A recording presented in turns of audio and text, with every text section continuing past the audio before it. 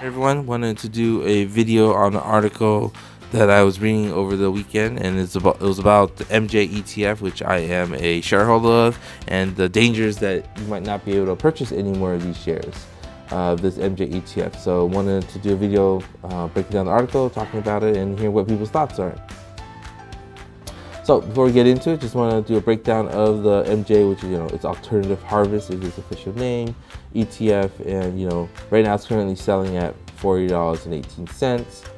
I currently have $8,839.60 in of its equity, which is 220 shares.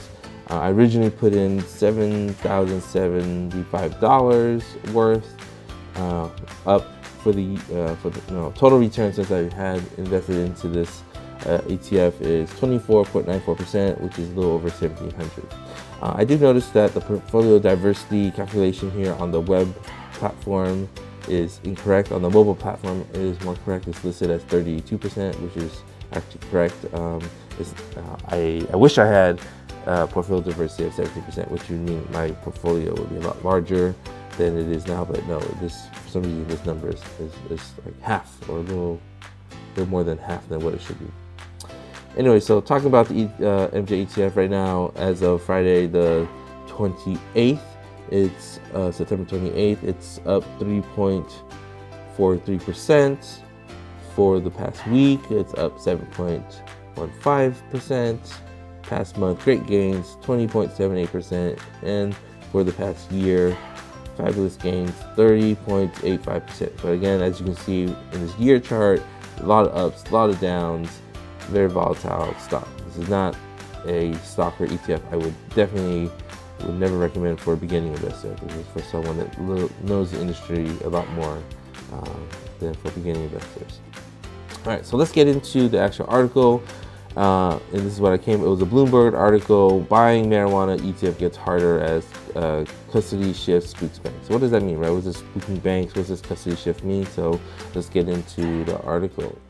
So basically, what I determined from reading the article is that the two major banks that MJ ETF was using to issue and create shares was Bank of America and Credit Suisse, and apparently they got spooked because MJ stopped using US Bank Corp as its custodian, right? So that's basically what happened, all right? So the question is, why did they stop using US Bank Corp? Why would you, Bank of America is a very top bank in the country. I don't know too much about Credit Suisse, but I know Bank of America is one of the top ones out there. So Bank of America declined to comment, so as Credit Suisse also declined to comment, but the article talks about that basically US Bank Corp didn't really like the legal and reputational risks of the cannabis business, so they pulled out. And why did the question I asked is like, why did US Bank Corp decide to go into it to begin with? And they actually didn't, right? If you research the history of MJ ETF, it was originally created to invest in Latin American real estate and switched to buying marijuana companies when it noticed not a lot of investors were interested in buying Latin American real estate. I know if MJ ETF was still on buying Latin American real estate, I would totally be out. But because it is a marijuana ETF, that's why I am in. So it actually makes sense business-wise to do that pivot. But US Bank Corp didn't really like that risk. So what MJ ETF decided to do was appointed Wedbush as its fund custodian. And basically the fund custodian is a fancy term of, for somebody that just oversees the fund to make sure there's no shady business going on, right? So that's why it's there. It also appointed itself as the transfer agent and the fund administrator, right? So all three of these jobs were previously done by US Bank Corp, and now it's appointed to itself and Wedbush. So because of that, Bank of America and Credit Suisse was like, oh, I don't know about this. It's a lot of fluctuation happening with the ETF, so they stopped and they pulled out. So what does this mean? So I did some more research. What it means is MJ ETF found, this is the MJ ETF, actually a website here, found other less big banks besides Bank of America to credit issue the shares, so people can still purchase right now at this moment.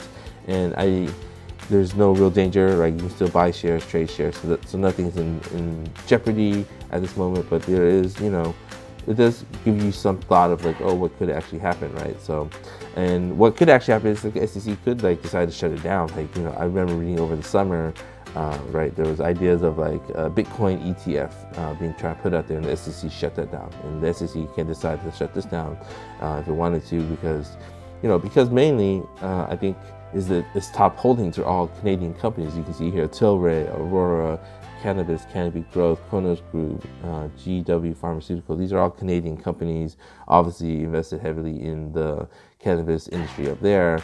And so the SEC decided like, hey, you went in as a Latin American real estate company, and then also you turn to cannabis, and these are Canadian companies. I don't think the SEC is going to do that. I don't think the U.S. government has taken a federal stance on marijuana, right? It's all been done at the state level, and I think it's going to keep it there for a while, right? So for the short term being, I think MJ ETF is actually okay. I wouldn't be scared too much of not being able to purchase shares, sell your shares at any moment. So I think this is just more of a spoof article, and just wanted to let people know out there that, you know, the cannabis industry is coming.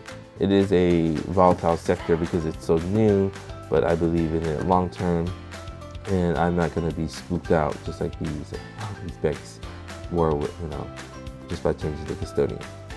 So if you did enjoy the video, please like, share, and subscribe. Really also enjoy reading any comments people had. So please ask any questions that you had more on this topic. Otherwise, have a great rest of your day and weekend.